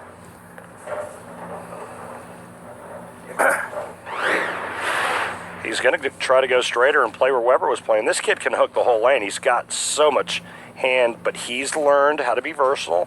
He's learning how to play all angles, and I watched him a lot yesterday, and boy, he played him really good when he was going straight. Screech to the line. A.J. Johnson just stuck to his game plan, and it's worked all week, Randy. He only tries to do what he can do. And now Kimberly Pressler's with Pete Weber. Thanks, guys. Pete, you looked a little bit aggravated out there. What was Belmo doing that was making you that way? Well, we asked the players to keep their towels and rosin bags off the ball return, and he kept putting his towel on the ball return, and I don't want the stuff on my bowling ball, you know, because I don't wipe my ball off. So whatever's on his towel is getting on my ball. That's what I got upset about. Do you feel like that was affecting your play then? I let it get to me, but you know what? I think they should have enforced it. As soon as he said it on the ball return, they should have told him to get it off. So that's my opinion. This was a heartbreaking loss for you, and thank you so much for your time. No problem. Guys, back to you. No bones about it. Well, I mean, it's one of the reasons why we love Pete. He's honest. You know, he's always been an honest guy, and he'll tell you exactly how it is, and I think you have to respect him for that. Baby split for Johnson. Great shot there. Nice cover.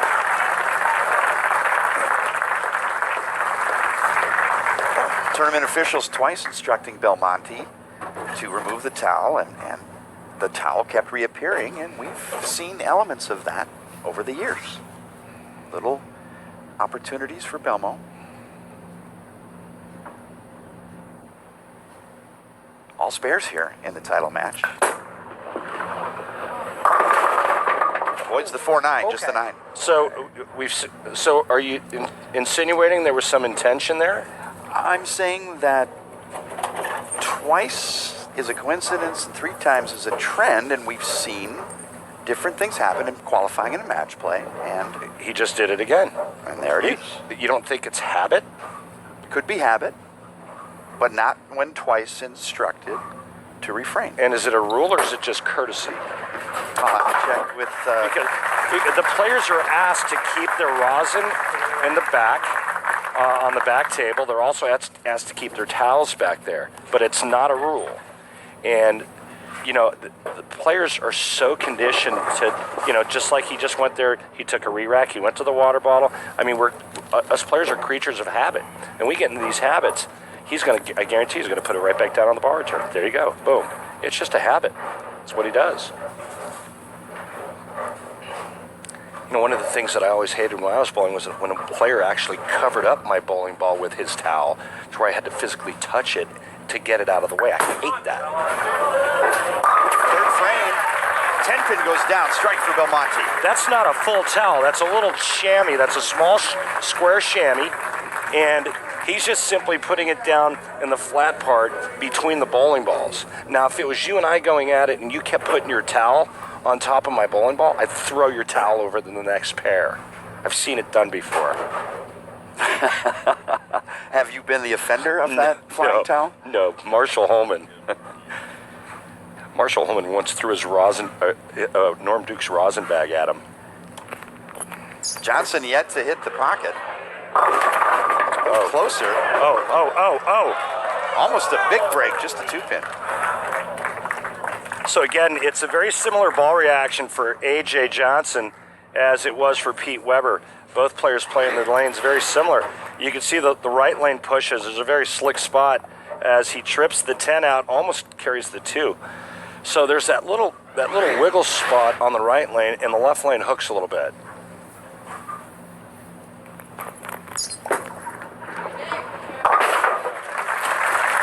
You know, if Belmonte doesn't start striking, he's going to let A.J. Johnson get comfortable. And once A.J. Johnson gets comfortable, we're going to have a match. Top seed A.J. Johnson, undefeated in match play, defeating the original 900 shooter, Jeremy Sonnenfeld, Chad Nelson, Martin Larson, Francois Lavoie, and yes, beat Jason Belmonte by 1 pin to earn the top seed. A little wide again, pays the maximum penalty, 8-10.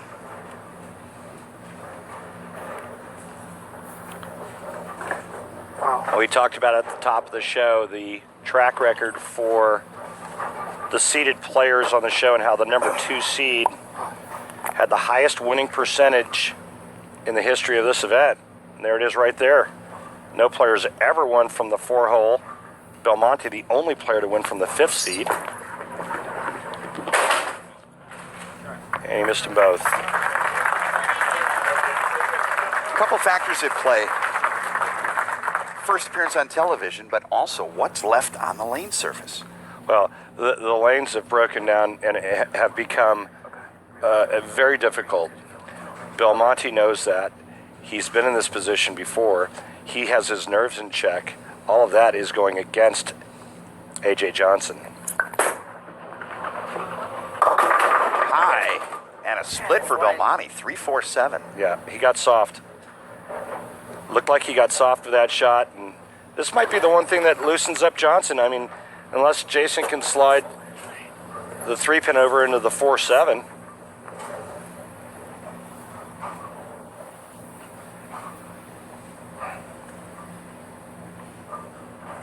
Slide the 3 into the 4, and Belmonte opting for the count. Highly unusual.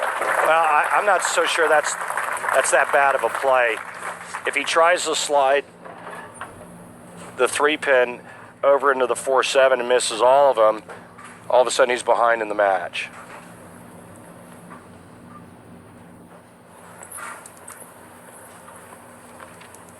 All right, well, he wouldn't have been behind the match, but he would have been tied in the match. They would have had both had 63 in the 4th.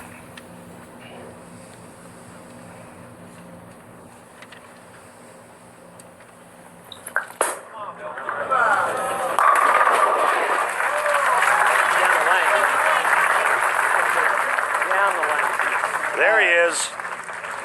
David Labar, co-proprietor here of the Ashwaubenon Bowling Alley, joined by Dave Drew, the co-proprietor here, and Matt Orvis, the general manager. Big thanks to Ashwaubenon Bowling Alley, great hosts of this 2015 USBC Masters, 60 lanes here in Ashwaubenon.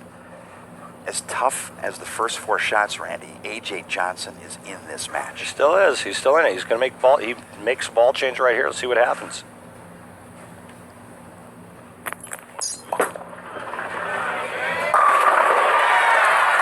Nice shot for A.J. Johnson. Clears the rack. We talked to him yesterday, Randy. He said the key to his game is waiting for it at the top. He's got to be real soft with his shoulder and his hand at the top of the swing so he doesn't pull down and grab it.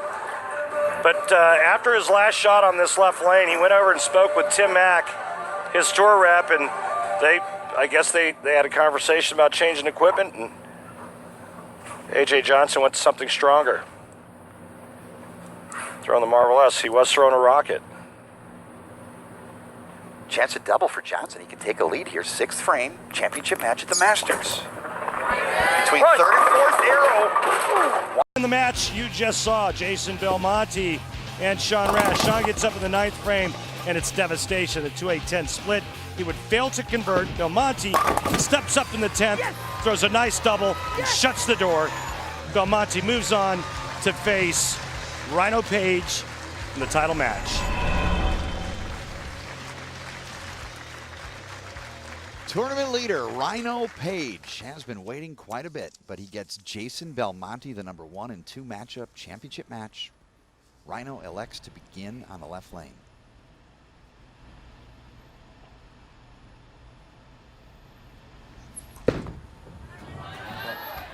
Says go. It went. Strike. Opening shot. Take a look at the oil pattern once again, and you see where the traffic has been throughout this championship. Belmonte's already in this zone here, and Rhino Page is feeding it. Well, you can see it right there in between 2nd and 3rd arrow. There's where Jason Belmonte's playing. Belmo strikes. Cannot overestimate what he did with Rash in the previous match. He bided his time, he waited, he made the ball change, and he rode it to victory. He also kept his emotions in check. Remember, we saw the footage of him talking to his tour reps. He says, I'm okay, there's time. Sean Rash gave him the time, gave him the opportunity, then the big split. Jason Belmonte took advantage of it, and that's why he's bowling for the title. Another title, another major title. 2nd frame. Double for Belmonte. Well, since he made the ball change, he's thrown, let me do the quick math for you. Well, He's thrown the last 8 out of 9 strikes. Rhino Page overcoming the wrist surgery, all of the rehab. He started with 8-pound equipment. Every 6 weeks he'd move up 2 pounds, Randy, in terms of the weight of the ball. He's worked his backside off to get back. Go. 7 pitches. So Rhino's a real feel-good story out here, and you know, having gone through the same type of issues, only with my knee instead of my wrist, I know exactly where he was and where he is now. But it's good to see Rhino back. He's such a talented guy. I mean, who can forget his rookie campaign when he basically that's a spare. He was named Rookie of the Year in 2008, but I mean, it was a rookie campaign that we had never seen before. He earned over $84,000, and you know, he made a bunch of shows that year, and it was just incredible to watch. And you knew he was something special. And then, you know, this wrist injury, followed by surgery, just pretty much almost ended his career. And he changed his style as well. It's a 3rd frame.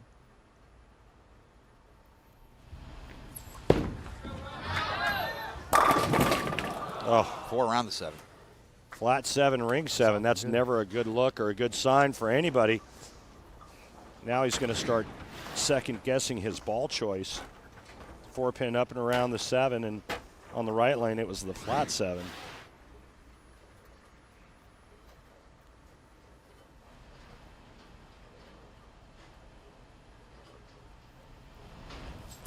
That was better.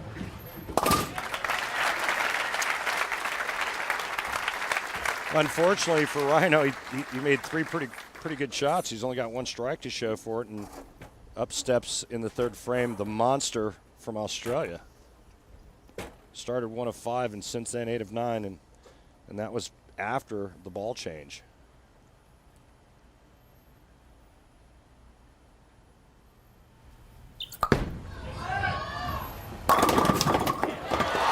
$7-10, no $7-10. Strike for Belmonte. This ball goes through the pins so hard and so fast. Watch the pin action. 7-10's up. I'm not even sure what hit the 7-pin. And the 10-pin, well, there was just like a melee over into the 10-pin spot. That was scary fast. Randy's got a look in his eyes. Everything he does is scrutinized. Every player has this man's name in a sentence at some point. He is just pasting this tour. 4th frame.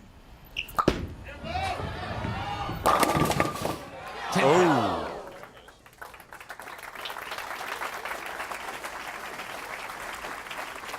You know, somebody asked me this week why I didn't bowl the Tournament of Champions. Well, you're looking at the reason why I didn't bowl the Tournament of Champions. I have no chance of beating this guy.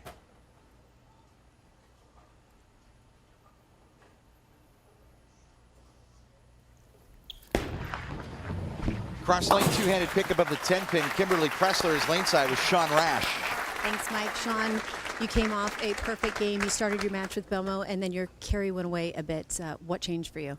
Well, a couple things happened. The transition from his practice shots and not getting to throw a few extra, so I had to make a move in the middle of the game, and you know, pretty unfortunate to not carry or get something for me. So Belmo's bowling really good. He's been bowling good for a few years, and he's, like he said before, you're riding the wave, and he's been he's just doing it.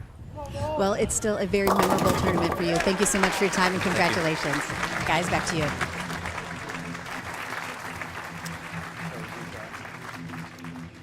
Talk about the intensity of Belmonte. Rhino Page. When I think of Page, I think intensity. Oh, yeah, without question. Rhino's a pretty intense young man. I think there's a couple of things that he's got really working for him. One, he's able to be really focused and stay really focused. But two, and speaking with Del Ballard Jr., he's probably got the best shoulder move in the sport, meaning that his shoulders don't really do a whole lot to manipulate the bowling ball or his swing, and the downswing especially. Tie, baby split, the 2 and the 7. You know, we talked about this at our production meetings about 3 left-handers on one show and all the traffic that they're just not used to seeing. Rhino throws a shot, and I promise you, he thought he threw this shot really good. It goes through the nose.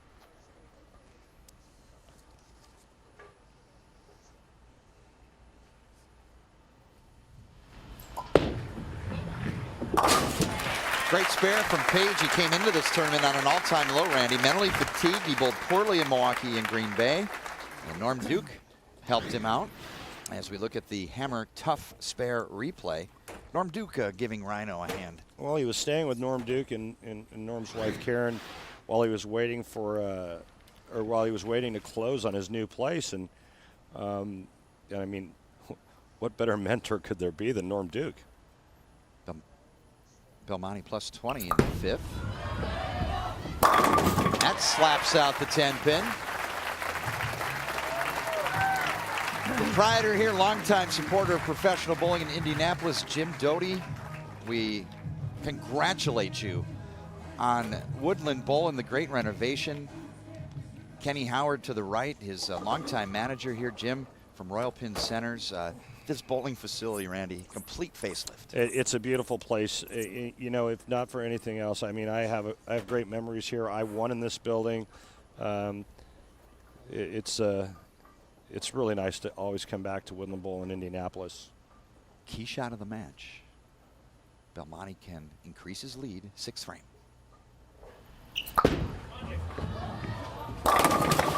Messenger gets the 10. Just slinging wood. That's a bad dude right there. This guy gargles peanut butter and blows bubbles with beef jerky. I mean, this is just a bad mammal. Look at that. That's ridiculous.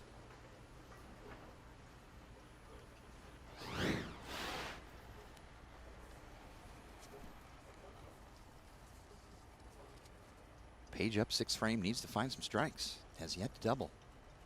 Championship match.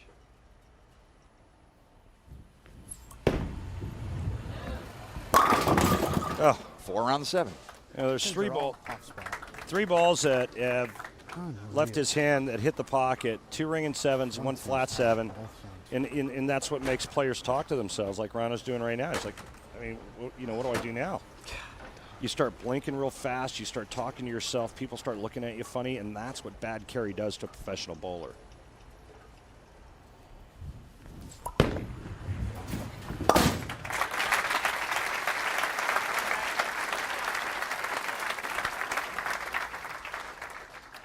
Here's a look at what's in Rhino's arsenal. He's opting for the high road 7.0. What are Rhino's options here? We saw Belmonte do it in the previous game. Can Page do the same here? Mike, that's a great question, and it's a question that I'm sorry that I cannot answer. I'm not left-handed. His ball reaction looks fine, but you know he throws one on this left lane, getting up on this left lane. The last time he thought he threw it pretty good. He goes through the nose and leaves it 2-7. I don't know. Page has got to find out quick. 7th frame. Mixing, no, 7-9 split. So he moves off of the high hit, and now the ball doesn't react. I think he needs to throw a stronger bowling ball. Move more towards the center part of the lane.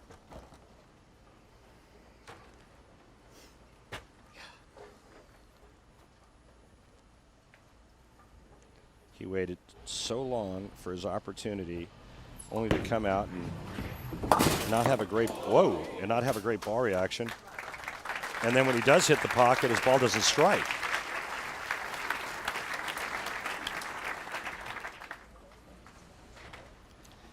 Well, this is what makes Jason Belmonte so fun to watch, and it's this type of carry. And he does something with a bowling ball that you and I just can't do. And that's why he's so exciting and so fun to watch. He's so different, and he's a proven winner. He just throws pins around like they're made out of balsa wood. It's fun to watch. 7th frame. He makes it look. He makes a technique that's not very easy to do look very easy. I mean, folks, he's not the only guy throwing it with 2 hands. but he's so head and shoulders better than everybody else that's trying it. Randy, are we seeing the greatest run in this sport? You know, we talked about it last night. I can't remember a run in the majors, anything like this. Remember what I said, if he doesn't lose to Weber in 2013, he wins 3 of these in a row.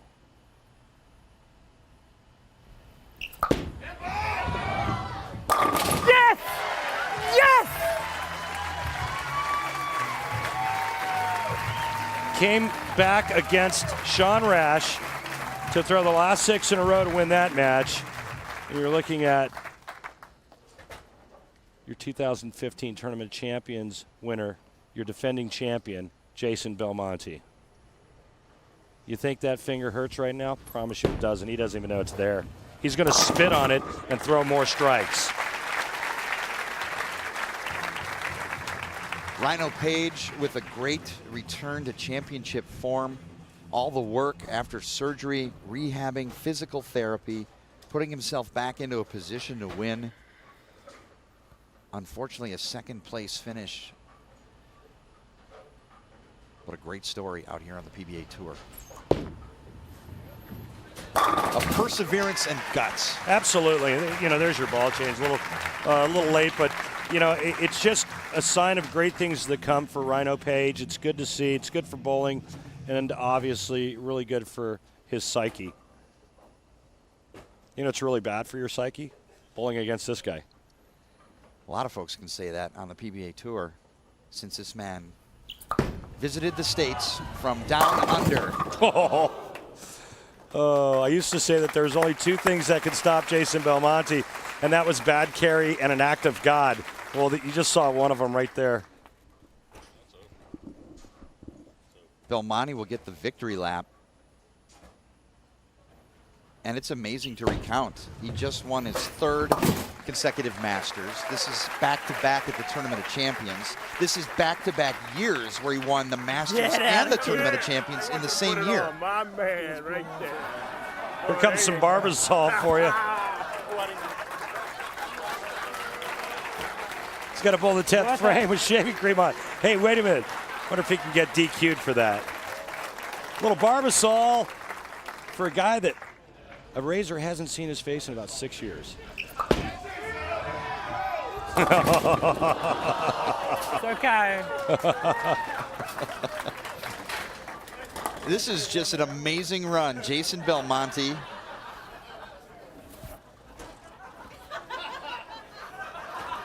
Has gone back-to-back at the Barbasol PBA Tournament of Champions. It's his 5th major title, and there are 2 players that have 10 major titles, and now Jason Belmonte is halfway in his career. He's got 5 majors and 12 PBA Tour titles. Sorry. And Rhino's got some shaving cream on his head. That's great. Thank you, Storm. Thank you very much, Bill Chrisman. I owe you so much. Rhino Page finishing up in the 10th, a 2nd place finish, and a return to championship form for Page. Great to have you back, Rhino. Proud of you. Page completes his 10th frame, and Jason Belmonte has done it. He's gone back-to-back at the Tournament of Champions, his 5th major and 12th PBA Tour title. PBA Tour history. Jason Belmonte is rewriting the way you look at the sport of bowling, the way you throw the ball. He's done it all. He is dominating the greatest bowlers in the world. He is the greatest bowler in the world. And Kimberly Pressler will catch up with him when we return to Indianapolis.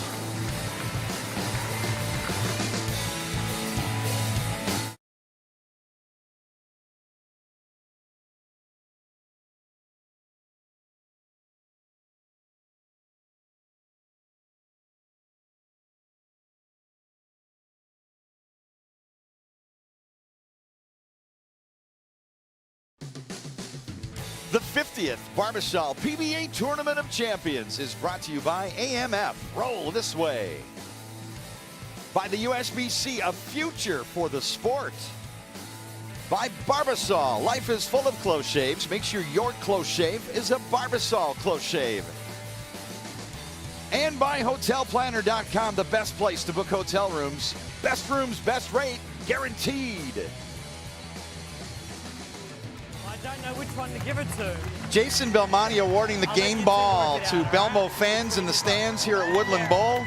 That is a very valuable souvenir. Jason Belmonte back-to-back at the Tournament of Champions. Historical win on the PBA Tour. Final score 232 to 214 over the great comeback of Rhino Page to championship bowling.